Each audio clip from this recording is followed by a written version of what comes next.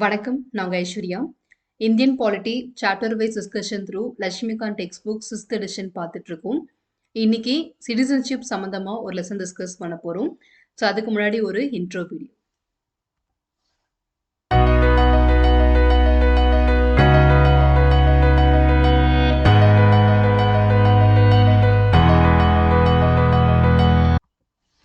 Citizenship அப்படின்ற டாபிக்ல 84th lesson discuss பண்ண போறோம். பட் இது வந்து ஒரு அக்வசேஷன் ஆஃப் சிட்டிசன்ஷிப் அப்படின்ற டாபிக்கோடைய கண்டினியூஷன் தான். தேர்ட் பார்ட்டை நம்ம இன்னைக்கு டிஸ்கஸ் பண்ண போறோம். அக்வஸ்டேஷன் ஆஃப் சிட்டிசன்ஷிப் அப்படின்ற டாப்பிக்கில் டோட்டலாக வந்து 5 மெத்தட்ஸில் நம்மளால் இந்திய குடியுரிமை வாங்க முடியும் அப்படின்னு சொல்லியிருப்பாங்க. ஸோ நம்மளோட கன்வீனியன்ட்காக பார்த்தீங்கன்னா நம்ம ஒரு டாப்பிக்காக ஸ்ப்ளிட் பண்ணி பார்த்துட்ருக்கோம்.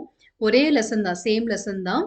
பட் 84, 84A, 84B அப்படின்ற மாதிரி by birth, by descent, by registration அப்படின்னு சொல்லி தனித்தனியாக பார்த்துட்ருக்கோம். ஸோ அதே மாதிரி இன்றைக்கி நம்ம பார்க்க போகிறது 4th மெத்தடான நேச்சுரலைசேஷன் அப்படின்ற மெத்தட் மூலயமா இந்திய குடியுரிமை எப்படி வாங்க முடியும் அப்படின்னு பார்க்க போகிறோம். இதுக்கு அடுத்ததாக ஒரு பார்ட் இருக்கு, பை இன்கார்பரேஷன் ஆஃப் டெரிட்டரி அப்படின்னு சொல்லி. ஸோ அதுவும் பார்த்துட்டோன்னா நமக்கு இந்த டாபிக் வந்து கம்ப்ளீட் ஆயிடும். ஸோ இன்னைக்கு வந்து நம்ம ரெஜிஸ்ட்ரேஷன் மெத்தட் மூலயமா இந்திய குடியுரிமை எப்படி வாங்குறது அப்படின்றத பார்க்கலாம். ஓகே, ஸோ இதுக்கு முன்னாடி நம்ம பார்த்தது எல்லாத்தையுமே நம்ம ஷார்ட்டாக ரீகால் பண்ணிக்கலாம். ஸோ இதுக்கு முன்னாடி நம்ம பார்த்த இந்த டாப்பிக்கில் பை பர்த் அப்படின்ற டாபிக் டிஸ்கஸ் பண்ணியிருக்கோம். பிறப்பின் அடிப்படையில் இந்திய குடியுரிமை எப்படி வாங்குறது அப்படின்னு. அடுத்ததாக பை டிசென்ட், வம்சாவளி அடிப்படையில். ஸோ வம்சாவளினா பெற்றோர்கள் அல்லது கிராண்ட் பேரண்ட்ஸ், இவங்க இந்திய குடியுரிமை பெற்றவர்களாக இருந்தாங்கன்னா அவங்கள இன்ஃப்ளூயன்ஸை வச்சு நம்ம எப்படி வாங்க முடியும் அப்படின்னு பார்த்தோம். அண்ட் லாஸ்ட் நம்ம டிஸ்கஸ் பண்ணது பை ரெஜிஸ்ட்ரேஷன், பதிவு செய்தல் மெத்தட் மூலயமா எப்படி இந்திய குடியுரிமை வாங்குறது அப்படின்னு. ஸோ மோரலஸ் பார்த்தீங்கன்னா இந்த ரெஜிஸ்ட்ரேஷனும் நம்ம நேச்சுரலைசேஷன் பார்க்கணுமா? ஸோ பை மிஸ்டேக் ரெஜிஸ்ட்ரேஷன் இருக்குது. ஓகே, ஸோ பை ரெஜிஸ்ட்ரேஷனுக்கும் நேச்சுரலைசேஷனுக்கும் என்ன வித்தியாசம் அப்படின்னு பார்த்தீங்கன்னா இந்தியன் ஆரிஜின் அப்படின்றது தான் வித்தியாசம். ஓகேவா, நான் அதை நான் சொல்லிடுறேன். ஓகே, ஸோ இந்தியன் ஆரிஜின் அப்படின்றது தான் வித்தியாசம். ரெஜிஸ்ட்ரேஷனுக்கும் நேச்சுரலைசேஷனுக்கும் பார்த்தீங்கன்னா சில பாயிண்ட்ஸ் இயர்ஸ் வந்து டிஃப்ரென்ஸ் இருக்கும். அங்கே பார்த்தீங்கன்னா எல்லாத்துக்குமே நம்ம 7 வருஷம் அப்படின்ற மாதிரி பார்த்துருந்தோம். மினிமம் வந்து ரெஜிஸ்டர் பண்ணுறதுக்கு முன்னாடி 7 வருஷமாவது இந்தியாவில் நீங்கள் தங்கியிருக்கணும் அப்படின்னு பேசிக்காக பார்த்தோம். ஆனால் சில பாயிண்ட்ஸ் நம்ம அடிஷ்னலாக இந்தியன் ஓவர்சீஸ் இந்தியன்ஸாக இருந்தாங்கன்னா 1 வருஷம் தங்கியிருக்கணும் அப்படின்லாம் பார்த்தோம். நேச்சுரலைசேஷனுக்கு வந்து என்னென்னா இந்தியன் ஆரிஜின், அதாவது இந்தியன் ஆரிஜின் அப்படின்னா இந்த அன்டிவைடட் இந்தியாவில் பிறந்திருக்கணும், இல்லைனா ஆகஸ்ட் 15க்கு அப்புறமா இந்தியாவுக்கு சொந்தமான நிலப்பரப்புகளை பிறந்திருக்கணும், அவங்களோட வாரிசுகளை இந்தியன் ஆரிஜின் அப்படின்னு நம்ம எடுத்துப்போம்னு சொல்லி பார்த்துருந்தோம். ஆனால் இங்கே பொறுத்த வரைக்கும் நேச்சுரலைசேஷன் அப்படின்னா இயல்பு குடியுரிமை பெறுதல் அப்படின்னு அர்த்தம். தமிழில் இதுக்கான மீனிங் என்னன்னா இயல்பு குடியுரிமை பெறுதல், இயல்பாக எப்படி வாங்குறது, இயல்பு அப்படின்னு சொல்லிட்டு நேச்சுரலைசேஷன் அப்படின்னு கொடுத்துருக்காங்க. ஸோ இங்கே நீங்கள் இந்தியன் ஆரிஜினை சேர்ந்தவங்களா இருக்கணுன்ற அவசியம் இல்லை. உங்களுடைய பெற்றவர்கள் வந்து இல்லை அவங்க வந்து இந்தியன் ஆரிஜினை சேர்ந்தவங்களா இருக்கணும் அப்படின்ற அவசியம் இல்லை. வேற நாட்டில் பிறந்து அங்கே குடியுரிமை பெற்றவர்களாக இருந்து வாழ்ந்துட்டு இருக்கக்கூடியவங்க கூட நேச்சுரலைசேஷன் மெத்தட் மூலயமா இந்தியாவில் குடியுரிமையை வாங்க முடியும். ஓகே, ஸோ அதுதான் நம்ம இன்னைக்கு பார்க்க போகிறது. இது வந்து ஒரு ஸ்பெஷல் சர்க்கம்ஸ்டான்சஸில் தான் அது கொடுப்பாங்க. ஓகேவா, சிறப்பான ஒரு நபர்களுக்கு, இல்லைனா இந்திய அரசாங்கத்தில் வேலை செய்யக்கூடிய நபர்களுக்கு, இந்திய அரசாங்கத்தின் மூலியமாக வெளிநாட்டில் வேலை பார்த்துட்டு இருப்பாங்க இல்லையா, ஸோ அந்த கவர்மெண்ட் சர்வீஸ்க்கு எல்லாத்துக்குமே நேச்சுரலைசேஷன் மெத்தட் மூலயமா கொடுப்பாங்க. ஸோ ரொம்ப ரொம்ப இம்பார்ட்டண்டான டாபிக் இது. நிறைய பேருக்கு இது கொஞ்சம் குழப்பமாக இருக்கும். நம்ம முன்னாடி சொன்ன மாதிரி இந்த அக்வசிஷன் டாப்பிக்கே கொஞ்சம் கன்ஃபியூஷன் இருக்கக்கூடிய டாபிக் தான். பட் நம்ம இப்படி ஸ்பிட் பண்ணி பார்க்கும்போது நிச்சயமாக அதில் உங்களுக்கு ஒரு கிளாரிட்டி வந்திருக்கும். அதே மாதிரி நேச்சுரலைசேஷன் மெத்தடையும் நம்ம அதை மாதிரி பார்த்துடலாம். இயல்பு குடியுரிமை பெறுதல் அப்படின்ற மெத்தடில் சரி 7 கேட்டகரிஸ் வந்து கொடுத்துருப்பாங்க. அந்த 7 மெத்தட்ஸ் என்ன அப்படின்றத ஒன் பை ஒன்னாக நம்ம டிஸ்கஸ் பண்ணலாம். First we can start with basic introduction. The central government may on an application grant a certificate of naturalization to any person. ஓகேவா, டு எனி பர்சன் நம்ம அங்கேயே பார்த்தோம், ரெஜிஸ்ட்ரேஷன் மெத்தட்லேயும் பார்த்தோம். எனி பர்சன் அப்படின்ற இடத்துல இல்லீகல் மைக்ரேண்ட் மட்டும் வர மாட்டாங்க. அது இல்லாமல் எல்லா நபர்களுமே இந்த மெத்தடில் அப்ளிகபிள் ஆவாங்க. If you possess the following qualification. So இங்கே வந்து பார்த்தீங்கன்னா சென்ட்ரல் கவர்மெண்ட் நம்ம முன்னாடி பார்த்த எல்லா மெத்தட்லையுமே நம்ம போய் அங்கே அப்ரோச் பண்ணணும். ஓகே, நம்மளா போய் ரெஜிஸ்டர் பண்ணணும்னா ஆன் ஆர் செல்ஃப் இன்ட்ரெஸ்ட் நம்ம போய் பண்ணுறது. பை பர்த் நம்மளா ரெஜிஸ்டர் பண்றது, பை டெசன்ட் நம்ம போய் ரெஜிஸ்டர் பண்றது. ஆனா இந்த நேச்சுரலைசேஷன் அப்படின்றது பார்த்தீங்கன்னா, சென்ட்ரல் கவர்ன்மெண்ட் இருக்காங்க இல்லையா? அவங்க சில நபர்களுக்கு இந்திய குடியுரிமைய ஏற்படுத்தி குடுப்பாங்க. ஸோ இதான் இங்க இருக்கக்கூடிய மேஜர் சேஞ்ச் ஓவர். ஸோ இந்திய அரசாங்கத்துக்காக வேலை செய்யக்கூடிய நபர்கள், அவங்களுக்கான ஒரு அங்கீகாரமாக கொடுக்கப்படுவதுதான் நேச்சுரலைசேஷன். ஆனா அதே மெத்தட்ல இந்த குடியுரிமை குடுக்கும்போது, வேற எந்த நாட்டோட குடியுரிமையும் உங்ககிட்ட இருக்கக்கூடாது. ஸோ நீங்க எந்த கேட்டகரி மூலியமா வாங்குறதா இருந்தாலும் சரி, இந்தியன் சிட்டிசன் அப்படின்னு இருந்துச்சுன்னா, வேற எந்த நாட்டோட சிட்டிசன்ஷிப்பும் நீங்க சைமல்டேனியஸா வச்சுக்கவே முடியாது. ஸோ அது இந்த மெத்தடுக்குமே அப்ளிகபிள் ஆகும். பட் இங்க என்ன ஒரு சேஞ்சுன்னா, நம்ம போய் அப்ரோச் பண்ணணும், நம்ம போய் அப்ளை பண்ணணும் அப்படின்ற அவசியம் இல்ல. சென்ட்ரல் கவர்ன்மெண்ட் நம்மளுடைய சார்பாக இந்த குடியுரிமை நமக்கு வாங்கி குடுப்பாங்க. எதனால அவங்களுக்கு மட்டும் இந்த மாதிரின்னா, அந்த நபர்கள் எல்லாமே மத்திய அரசாங்கத்துக்காகவும், இந்திய அரசாங்கத்துக்காகவும் வேலை செய்யக்கூடிய நபர்கள். அண்ட் நான் இங்க இருந்து வெளிநாட்டுல வேலை செய்யக்கூடிய நபர்களாகவும் இருப்பாங்க. நம்ம பின்னாடி அந்த கேட்டகரிஸ்லாம் பார்த்தோம்னா உங்களுக்கு புரியும். ஸோ முன்னாடி நம்ம பார்த்த ரெஜிஸ்ட்ரேஷன்ல பார்த்தீங்கன்னா, இந்தியன் ஆரிஜின் அப்படின்ற ஒரு வார்த்தை நம்ம பார்த்தோம். பட் இங்க வந்து central government May on an application grant a certificate of naturalization to any person not being an illegal migrant if he possesses the following qualification. So அந்த 7 points என்ன அப்படின்றத பார்ப்போம். So the first point is he is not a subject or citizen of any country. எந்த நாட்டோடைய குடிமகனாக நிச்சயமா அந்த நபர் இருக்கவே கூடாது. Where citizen of India are prevented from becoming subject or citizen of that country by naturalization. So நம்ம நாட்டில் எப்படி இந்த இயல்பு குடியுரிமை பெறுதல் அப்படின்ற ஒரு கிரைட்டீரியா இருக்கோ, அதே மாதிரி பெரும்பான்மையான நாடுகளில் அந்த கிரைட்டீரியா இருக்கும். ஸோ அந்த மாதிரி நாடுகளில் இந்தியாவை சேர்ந்த நபர்களுக்கு நாங்கள் நேச்சுரலைசேஷன் மெத்தட் மூலிமா குடியுரிமை கொடுக்க மாட்டோம் அப்படின்னு ரெசிஸ்ட் பண்ணக்கூடிய சில நாடுகள் இருந்தா, அந்த நாட்டுடைய பிரஜைகளுக்கு நம்ம நாட்டில் இந்த மெத்தட் மூலிமா கொடுக்க மாட்டோம். ஓகேவா? ஸோ கிளியரா புரிஞ்சுக்கோங்க. எந்தெந்த நாடுகள் இந்த மெத்தட் மூலியமா இந்தியாவை சேர்ந்த நபர்களுக்கு குடியுரிமை கொடுக்க மறுக்கிறாங்களோ, அந்த நாட்டுடைய பிரஜைகளுக்கு இந்திய நாட்டிலையும் அந்த வாய்ப்பை நம்ம கொடுக்க மாட்டோம். So he is not a subject or citizen of any country where citizen of India are prevented from becoming subject or citizen of that country by naturalization. இது வந்து ஃபர்ஸ்ட் பாயிண்டா, ஃபர்ஸ்ட் கண்டிஷனா வந்து கொடுக்குறாங்க. செகண்ட் கண்டிஷன் என்னன்னா, if he is a citizen of any country, ஒருவேளை வேற ஏதோ நாட்டோடைய பிரஜையாக அந்த மனிதர் இருக்காரு அப்படின்னா, he has to renounce the citizenship. அந்த நாட்டோடைய பிரஜை அப்படின்ற அந்த உரிமையை அவரு கொடுத்துட்டு தான் நம்ம நாட்டுல வந்து குடியுரிமையை பெற முடியும். To renounce citizenship of that country in the event of his application for Indian citizenship being accepted அப்படின்னு கொடுத்துருக்காங்க. ஓகே, ஸோ நம்ம இந்திய நாட்டுடைய பிரஜையாக மாறணும், அதுவும் இந்த மெத்தட் மூலயமா மாறணும் விருப்பப்படக்கூடியவங்க வேற எந்த நாட்டோட பிரஜையாகவும் இருக்கக்கூடாது. ஒருவேளை இருந்தாங்கன்னா அதை அவங்க திறந்துட்டு ரெனவுன்ஸ் பண்ணிட்டு தான் இங்க வந்து அவங்க அப்ளையே பண்ண முடியும். So if he is citizen of any country, he undertakes to renounce the citizenship of that country in the event of his application for Indian citizenship being accepted. Okay, so second point நம்ம கிளியராக புரிஞ்சிருச்சு. முன்னாடி பாயிண்ட்ல என்னன்னா, எந்தெந்த நாடுகள் நேச்சுரலைசேஷனை வந்து நம்ம இந்திய நாட்டை சார்ந்த நபர்களுக்கு மறுக்கிறாங்களோ, அந்த நாட்டோட பிரஜைகளுக்கு இந்தியாவிலையும் நம்ம அதை கொடுக்க மாட்டோம் அப்படின்னு ஃபர்ஸ்ட் சொல்லியிருந்தோம். செகண்ட் வந்து ஒருவேளை வேற நாட்டோடைய குடிமகன்களாக அவங்க இருந்தாங்கன்னா, அந்த உரிமையை அவங்க விட்டு கொடுத்துட்டு தான் இங்க வந்து குடியுரிமையை வாங்க முடியும் அப்படின்னு செகண்ட் பாயிண்ட்டை பார்த்துருக்கோம். தேர்ட் பாயிண்ட் என்னன்றது பார்க்கலாம். ஸோ இந்த இடத்துல வந்து பார்த்தீங்கன்னா, if he has either resided in India or been in a service of a government in India or partly the one and partly the other throughout the period of 12 months immediately preceding the date of the application அப்படின்னு கொடுத்துருக்காங்க. என்னடா இது ஒண்ணுமே புரியலையே, ஒரு லென்த்தியா இருக்கே அப்படின்னு தோணும். ஆக்சுவலி என்னன்னா, ஒரு வருடம் நம்ம இதுக்கு முன்னாடி பார்த்தது எல்லாமே 7 years அப்படிலாம் பார்த்தோம்ல. இங்க வந்து நேச்சுரலைசேஷன் மெத்தட்ல ஒரு வருடம் வந்து இந்தியாவில் தங்கியிருக்கணும். இந்த மெத்தட் மூலியமா இந்திய குடியுரிமையை வாங்கணும்னு விருப்பப்படக்கூடியவங்க 1 year இந்தியாவில் தங்கியிருக்கணும். இல்லைன்னா இந்திய நாட்டில் சர்வீஸ் ஆஃப் தி கவர்மெண்ட் சர்வெண்ட்டாக ஒரு வருஷமாவது வேலை பார்த்துருக்கணும். அப்படி இல்லைன்னா இந்த partly the one and partly the other அப்படின்ற வார்த்தைக்கு மீனிங் என்னன்னா, லைக் 2 நாடுகளில் சேர்ந்தவங்களா இருப்பாங்க. ஓகே, ஒரு இந்த நம்ம இந்திய நாட்டு சார்பாக இன்னொரு நாட்டில் போய் லைக் தூதரகம் வச்சுக்கோங்களேன், எம்பசி வச்சுக்கோங்களேன், இந்திய நாட்டை சேர்ந்தவர் தான், இல்லை இந்தியாவுக்காக வேலை பார்க்குறாங்கன்னு வைங்க. அவங்க இன்னொரு நாட்டுல வேலை பார்த்துட்டு இருக்காங்க. ஸோ 1 வருஷம் இந்தியன் கவர்மெண்ட்ல இங்கேயே தான் வேலை பார்க்கணும்னு அவசியம் இல்ல.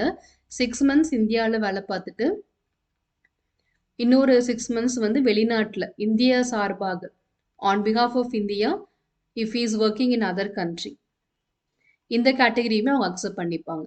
ஓகே. ஸோ நமக்கு வந்து 1 வருஷம் தான். அந்த 1 வருஷத்தை எப்படி ஸ்ப்ளிட் பண்றாங்கன்னு பார்க்கலாம். 1 இயர் வந்து இந்த நேச்சுரலைசேஷன் மெத்தட் மூலியமா வாங்குறதுக்கு 1 வருடம் முன்னாடி அவங்க இந்தியால தங்கியிருக்கணும். ஃபுல்லா இந்தியால ஸ்டே பண்ணாலும் ஓகே. ஃபுல்லி ரிசைடட் இந்தியா அப்படின்ற கிரைட்டீரியாவும் ஓகே. இல்லைன்னா 1 இயர் கவர்மெண்ட் சர்வெண்ட்டா, இந்தியன் கவர்மெண்ட் சர்வெண்ட்டா இருந்தாலும் ஓகே. ஸோ ஆர் அப்படின்னு போட்டுக்கோங்க. இந்தியன் கவர்மெண்ட்ல வேலை பார்க்கணும். அப்படி இல்லைன்னா 6 மந்த்ஸ் இந்தியாவில் கவர்மெண்ட் சர்வெண்ட்டை வேலை பார்க்கணும். அண்ட் இன்னொரு 6 மந்த்ஸ் வந்து இந்தியா சார்பாக எந்த நாட்டிலனாலும் வேலை பார்க்கலாம். ஸோ நம்ம நாடு எந்த கவர்மெண்ட்டுக்கு அனுப்பி வைக்கிறாங்களோ அங்கே வந்து அவங்க வேலை பார்த்தவங்களா இருக்கலாம். ஸோ இந்த கண்டிஷனில் எது ஃபுல்ஃபில் பண்ணாலுமே அந்த நபருக்கு நேச்சுரலைசேஷன் மெத்தட் மூலயமா குடியுரிமையை கொடுக்க முடியும். ஸோ இந்த கேட்டகரி யாருக்குன்னா இந்தியன் கவர்மெண்ட்ல வேலை பார்க்கக்கூடிய வெளிநாட்டை சேர்ந்த நபர்களுக்கு கொடுக்கக்கூடிய உரிமை. ஸோ அவங்க இந்திய நாட்டோட பிரஜையாக ஆகணும் விருப்பப்பட்டாங்கன்னா இந்த மெத்தட் மூலிமா 7 இயர்ஸ்லாம் இருக்கணும் அப்படின்ற எந்த அவசியம் இல்லை. ஏன்னா அவங்க இந்தியன் ஆரிஜினே இல்லை ஆக்சுவலி. ஸோ அப்படி இல்லாதவங்க நேச்சுரலைசேஷன் மெத்தட் மூலயமா வாங்க முடியும். ஸோ எந்த இடத்துலையுமே இந்தியனோட ஆரிஜின் இல்லாதவங்க இந்த கவர்மெண்ட்ல வேலை பார்த்துட்டு இருக்காங்க, இந்தியன் கவர்மெண்ட்டை வேலை பார்த்துட்டு இருக்காங்கன்னா அவங்களால வாங்கக்கூடிய ஒரு மெத்தட் தான் இதை ப்ரொவைட் பண்ணியிருக்காங்க. அடுத்ததாக நம்ம 4th கேட்டகரி என்னன்னு பார்க்கலாம். That during 14 years immediately preceding the said period of 12 months, he has either resided in India or been in the service of a government of India or partly the one or partly the other for periods amounting in the aggregate to not less than 11 years அப்படின்னு கொடுத்துருக்காங்க. அதாவது naturalisation மெத்தடுக்கு முன்னாடி நீங்கள் அந்த மெத்தடில் apply பண்ணுறதுக்கு முன்னாடி 1 வருஷம் இந்தியாவில் தங்கியிருக்கணும். இல்லைன்னா நம்ம அந்த க்ரைட்டீரியாலாம் பார்த்தோம் இல்லையா, லைக் கவர்மெண்ட் சர்வெண்ட்டாக இருக்கணும் அப்படிலாம் பார்த்தோம். இந்த டேட் நீங்கள் அப்ளை பண்ணி ரெஜிஸ்டர் பண்ணிட்டீங்க. பண்ணதுக்கு அப்புறமா 14 இயர்ஸாவது நீங்கள் கவர்மெண்ட் சர்வெண்ட்டாக இருக்கணும். 14 வருஷம் நீங்கள் கவர்மெண்ட்டில் சர்வ் பண்ணணும். அப்படி இருந்தால் தான் உங்களுடைய சிட்டிசன்ஷிப் வந்து வேலிடாக இருக்கும். அப்படி இல்லை நீங்கள் 2 நாட்டுக்கும் கம்பைன் பண்ணி வேலை பார்த்துட்டு இருக்கீங்க ஆன் பிஹாஃப் ஆஃப் இந்தியா அப்படின்னா 2 நாடுகளையுமே சேர்த்து ஒரு 5 வருஷம் இந்தியாவில் வேலை பார்க்குறாங்க, ஒரு 6 வருஷம் வெளிநாட்டில் வேலை பார்க்குறாங்க. ஸோ இந்த மாதிரி ஒரு combination, any type of combination, இங்கே ஒரு 6 வருஷம் அங்கே ஒரு 7 வருஷம் எப்படி வேணால் இருக்கலாம். ஸோ ரெண்டுமே வந்து பார்ட்டாக அவங்க வேலை பார்த்துட்டு இருக்காங்கன்னா ரெண்டுத்தையுமே கம்பைன் பண்ணும்போது மினிமம் 11 வருஷமாவது வந்துடணும். இந்தியாவிலேயே ஒரு வேலை பார்க்குறதா இருந்தால் 14 இயர்ஸ் வேலை பார்க்கணும். 2 நாடுகளில் வேலை பார்க்குறாரு, ஒன்று இந்தியாவில் ஃபுல்லாக வேலை பார்க்குறாரு, இந்தியா சார்பாக இன்னொரு நாட்டில் வேலை பார்க்குறாரு அப்படின்னா ரெண்டுத்தையுமே நம்ம ஆட் பண்ணும்போது மினிமம் 11 இயர்ஸாவது வந்திருக்கணும். இந்த க்ரைட்டீரியாலாம் ஃபுல்ஃபில் பண்ணாதான் அவரால் இந்திய குடிமகனாக கண்டினியூ பண்ண முடியும். ஸோ 1 இயர் இருந்து ரெஜிஸ்டர் பண்ணிட்டாரு. ரெஜிஸ்டர் பண்ணதுக்கு அப்புறமாவும் கூட கவர்மெண்ட்ல, இந்தியன் கவர்மெண்ட்ல அவங்க 14 இயர்ஸ் சர்வ் பண்ணணும். இல்லை 2 நாடுகளும் கம்பைன் பண்ணி பார்க்குறதா இருந்தால் மினிமம் 11 இயர்ஸாவது சம் அப் பண்ணி அவங்க வேலை பார்க்கணும். அப்படி இருந்தால் தான் அவங்களுடைய சிட்டிசன்ஷிப் அப்படின்றது வேலிடாக இருக்கும். அடுத்த க்ரைட்டீரியா வந்து he is of a good character, ஒரு நல்ல பண்பு உள்ள நபராக இருக்கணும் அப்படின்றது ஒரு கண்டிஷன். ஜஸ்ட் ஃபார் லைக் அவங்க அப்படி இருந்தால் தான் நம்ம கவர்மெண்ட்டில் வந்து நம்ம வேலையை கொடுப்போம். ஸோ நல்ல கேரக்டராகவும் இருக்கணும். லைக் நீங்கள் வந்து நான் இந்த மாதிரி கவர்மெண்ட்டில் வேலை பார்த்துட்டேன், நான் இந்த மாதிரி பார்த்துட்ருக்கேன், எனக்கு வேணும் அப்படின்னு கேட்கக்கூடிய எல்லாருக்கும் கொடுத்துருவாங்களான்னு கேட்டால் அப்படிலாம் இல்லை. அவங்களோட பேக்ரவுண்டு செக் பண்ணி அவங்க பொலைட் நபராக இருக்காங்க, இந்திய குடியுரிமை பெறுவதற்கான தகுதிகள் இருக்குது, நல்ல பர்சனாக இருக்காங்க அப்படின்னா மட்டும்தான் கொடுப்பாங்க. So he's of a good character. ஒருவேளை இந்தியா எதிராக ஏதாச்சும் செய்கிறதா இருக்கட்டும், இல்லை வேறு கிரிட்டிசைஸ் பண்ணுறதா இருக்கட்டும், ஒரு விதமான கான்ட்ரவர்ஷியல் பர்சனாக இருந்தாங்கன்னா கொடுக்கறதுக்கு தயங்குவாங்க. நல்ல பண்புள்ள நபர்களுக்கு மட்டும்தான் இந்த க்ரைட்டீரியாவில் கொடுப்பாங்க. That he is of a good character. அடுத்த பாயிண்ட் என்னன்னு பார்ப்போம். That he has an adequate knowledge of language specified in the 8th schedule of the constitution. நம்மளுடைய 8வது அட்டவணைகளில் பார்த்தீங்கன்னா நம்ம ஒரு 21 மொழிகளுக்கு அங்கீகாரம் கொடுத்துருக்கோம் இல்லையா. ஃபர்ஸ்ட் இனிஷியலாக 14 லாங்குவேஜஸ்க்கு கொடுத்தோம். அதுக்கப்புறமா டைம் பார்த்தீங்கன்னா நம்ம வந்து ஒரு 8 லாங்குவேஜஸ்க்கு வந்து அடிஷ்னலாக இம்பார்ட்டன்ஸ் கொடுத்துருந்தோம். ஒரு அரௌண்ட் 22 லாங்குவேஜஸ் நம்ம வந்து அதில் பதிவு பண்ணியிருக்கோம். அந்த லாங்குவேஜஸில் புலமை பெற்ற நபர்களுக்குமே நம்ம இந்த மெத்தட்ல குடுக்கலாம். அதாவது கவர்மெண்ட்ல தான் சர்வ் பண்ணணும் அப்படின்ற அவசியம் இல்ல. இந்த மாரி நாலேட்ஜ் இருக்கக்கூடிய நபர்களுக்கும் குடுக்கலாம்.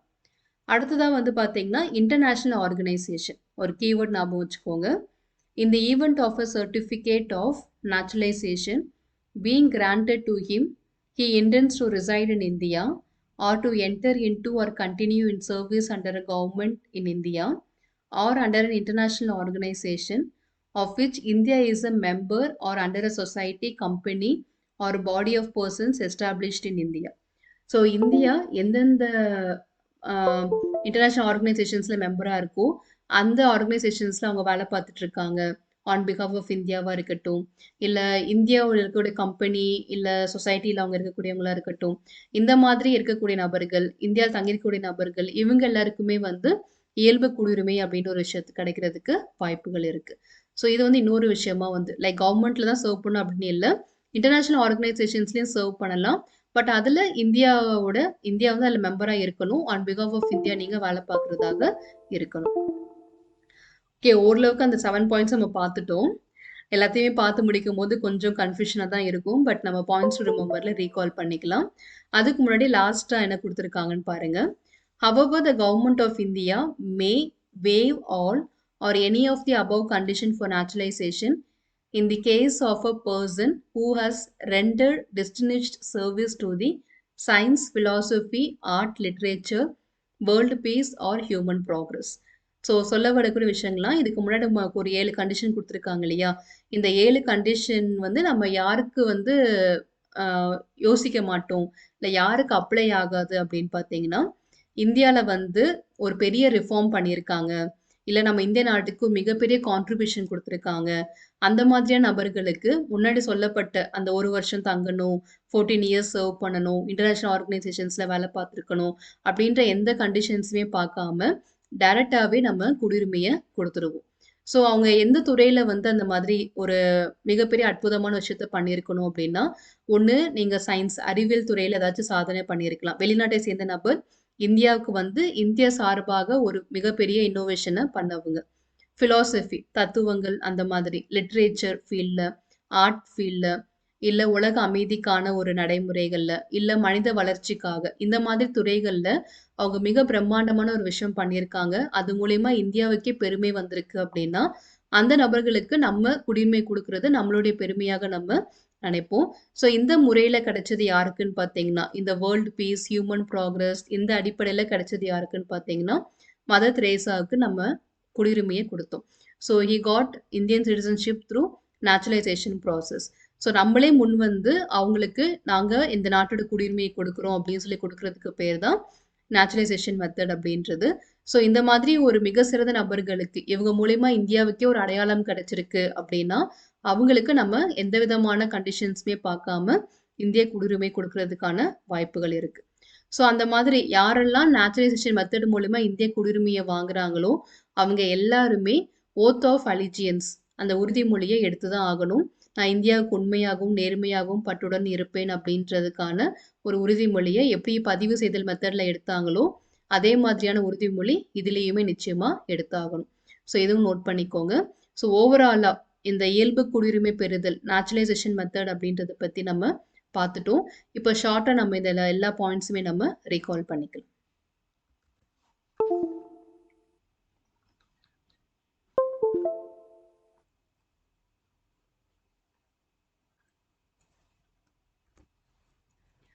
Okay, so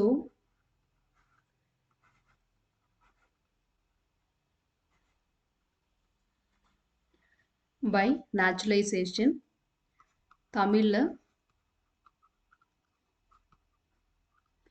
இயல்பு குடியுரிமை பெறுதல்.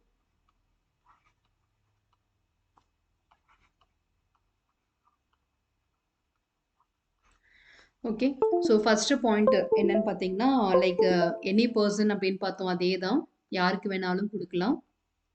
இந்தியன் ஆரிஜின் அப்படின்ற அவசியம் இல்லை. Any person but not an illegal migrant.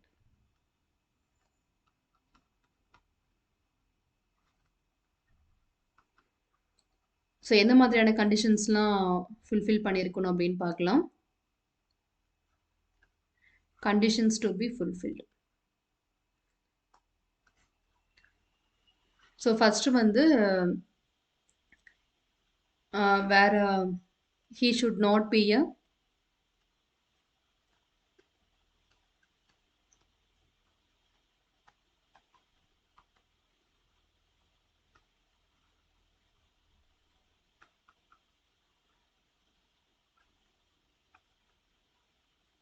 were Indians not accepted through this method. ஓகேவா, நம்ம வந்து ஃபுல்லாக எடுத்துக்க வேண்டாம், த்ரூ திஸ் மெத்தட் அப்படின்னு மட்டும் எடுத்துக்கலாம். ஸோ நேச்சுரலைசேஷன் மெத்தட் மூலயமா எந்தெந்த நாடுகள்லாம் இந்தியர்களுக்கு குடியுரிமை கொடுக்க மறுக்கிறாங்களோ அந்த நாடுகளில் வந்து அந்த நாடுகளை சேர்ந்த பிரஜைகளுக்கு இந்திய நாட்டிலையுமே இந்த மெத்தட் நம்ம அப்ளை பண்ண மாட்டோம். ஸோ இது வந்து ஃபர்ஸ்ட் கண்டிஷன். செகண்ட் வந்து ஒருவேளை அவர் இன்னொரு நாட்டை சேர்ந்த நபராக இருந்தாருன்னா, இஃப் ஹீஸ்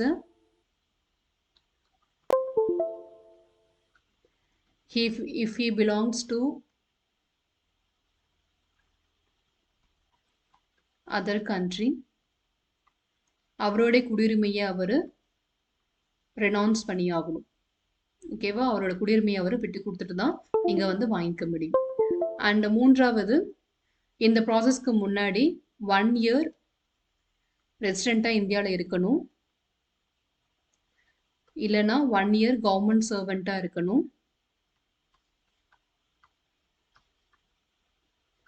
இல்லைனா 6 months இந்தியன் கவர்மெண்ட்டில் வேலை பார்த்துட்டு ப்ளஸ் 6 months வந்து இன்னொரு நாட்டில் இந்திய சார்பாக, அதுவும் கவர்மெண்ட் தான், அதர் கண்ட்ரி கவர்மெண்ட்டில் இந்திய சார்பாக வேலை பார்க்குறவங்களா இருக்கட்டும். ஸோ இந்த எந்த க்ரைட்டீரியாவில் ஃபுல்ஃபில் பண்ணியிருந்தாலும் அவருக்கு நேச்சுரலைசேஷன் மெத்தட் வந்து அப்ளை ஆகும்.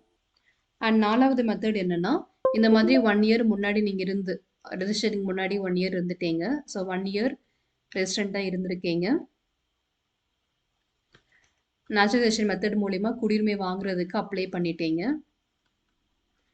அதுக்கப்புறமா 2 கண்டிஷன் ஏதாச்சும் ஒன்று ஃபுல்ஃபில் பண்ணணும். ஒன்று 14 years கவர்மெண்ட் சர்வெண்ட்டாக நீங்கள் இந்தியாவில் இருக்கணும்,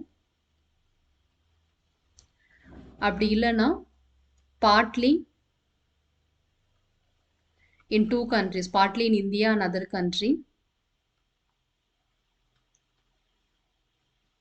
அதுவும் கவர்மெண்ட் சர்வெண்ட் தான், நாட் லெஸ் தென் 11 years. ரெண்டுமே சேர்த்து 2 நாட்டோட சர்வீஸும் சேர்க்கும் போது மினிமம் 11 years ஆகுது நீங்கள் சர்வ் பண்ணிடணும். இந்தியாவில் மட்டும் இருந்து சர்வ் பண்ணிங்கன்னா 14 years சர்வ் பண்ணணும். 2 நாடுகளை நீங்கள் சர்வ் பண்ணுறதா இருந்துச்சுன்னா டோட்டலாக சேர்க்கும் போது 11 yearsக்கு குறைவாக நீங்கள் பண்ணியிருக்கக்கூடாது. ஸோ இந்த கண்டிஷன்ஸ் வந்து கொடுத்துருந்தாங்க. அதுக்கப்புறமா குட் கேரக்டர் அப்படின்னு பார்த்தோம். ஒரு நல்ல பண்பு இருக்கக்கூடிய நபர்களுக்கு தான் இந்த மெத்தட் மூலயமா அவங்க கொடுப்பாங்க. அண்ட் இன்னொரு ஆப்ஷன் வந்து knowledge in languages. நம்ம அஃபிஷியல் ஸ்டேட்டஸ் கொடுத்த லாங்குவேஜஸ் இருக்குல்ல, ஷெட்யூல் 8ல் 22 மொழிகளுக்கு நம்ம கொடுத்துருப்போம். அந்த மொழிகளில் ஏதாவது ஒரு மொழியில் மிகப்பெரிய புலமை பெற்றவராக இருக்க வேண்டும். So knowledge in language mention in schedule 8, இது ஒரு க்ரைட்டீரியா. ஸோ ஒன்ஸ் இதெல்லாம் பார்த்ததுக்கப்புறமா இன்டர்நேஷ்னல் ஆர்கனைசேஷன், இந்தியா சார்பாக இந்தியா எந்த இன்டர்நேஷ்னல் ஆர்கனைசேஷனில் மெம்பராக இருக்கோ அந்த ஆர்கனைசேஷனில் இந்தியா சார்பாக அவர் சர்வ் பண்ணுறாரு அப்படின்னா அவருக்கும் நம்ம நேச்சுரலைசேஷன் மெத்தட் மூலயமா குடியுரிமை கொடுக்கலாம். ஸோ இந்த கண்டிஷன்ஸ் எல்லாமே கொடுத்துருக்காங்க. அண்ட் நேச்சுரலைசேஷன் மெத்தடில் கண்டிஷன்ஸ் மட்டும்தான் அப்படின்னா, கண்டிஷன் இல்லாமல் வித்தவுட் எனி கண்டிஷன் சில நபர்களுக்கு நம்மளால குடியுரிமை கொடுக்க முடியும். அந்த நபர்கள் யார்? வித்தவுட் எனி கண்டிஷன்ஸ் நம்ம யாருக்கு குடியுரிமை கொடுப்போம் அப்படின்னா, எக்ஸல்ட் இன் தி ஃபீல்ட் ஆஃப், இந்தியாவில் தங்கியிருந்து excelled in field of art, science,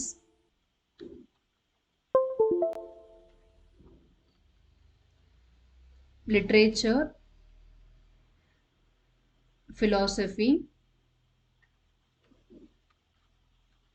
world peace,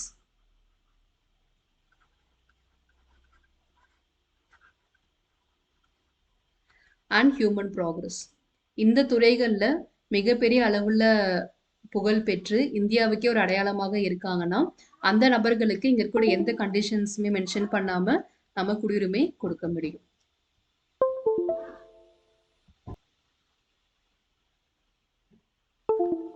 so இந்த எல்லா மெத்தடுமே பார்த்துக்கோங்க. ஸோ கண்டிஷன்ஸ் மூலியமா யார் குடுக்க முடியும், வித்தவுட் கண்டிஷன்ஸ் யார் குடுக்க முடியும் அப்படின்னு. அண்ட் யாராக இருந்தாலும் இந்த மெத்தட் மூலியமா நீங்க இந்திய குடியுரிமை வாங்குறீங்க அப்படின்னா, கண்டிப்பா ஓத் ஆஃப் அலிஜியன்ஸ் அப்படின்றது நிச்சயமா நீங்க எடுத்து தான் ஆகணும். ஸோ அது லாஸ்ட்டா அந்த பாயிண்ட் நம்ம பார்த்துருந்தோம். ஸோ நேச்சுரலைசேஷன் மெத்தட்ல ஏதாச்சும் டவுட்ஸ் இருந்துச்சுன்னா, நீங்க கமெண்ட்ல கேளுங்க. நான் கிளாரிஃபை பண்றேன். ஸோ ரெஜிஸ்ட்ரேஷனுக்கும் நேச்சுரலைசேஷன் மெத்தடுக்கும் என்ன வித்தியாசம் அப்படின்றத பார்த்துக்கோங்க. அண்ட் இயர்ஸ் எல்லாமே என்னென்ன குடுத்துருக்காங்கன்றதையும் கிளியரா நோட் பண்ணிக்கோங்க. ஸோ நம்மளுடைய அடுத்த டாபிக் வந்து சின்ன டாபிக் தான். பை இன்கார்பரேஷன் ஆஃப் டெரிட்டரி அப்படின்னு ஒரு டாபிக் இருக்கும். அந்த மெத்தட் மூலயமா நம்ம எப்படி இந்திய குடியுரிமையை வாங்க முடியும் அப்படின்றத பார்த்துடலாம். உங்களுடைய லட்சியங்கள் வெற்றியடைய வாழ்த்துக்கள். படிப்போம், பகிர்வோம், வெற்றி அடைவோம். Let's crack it. நன்றிகள்.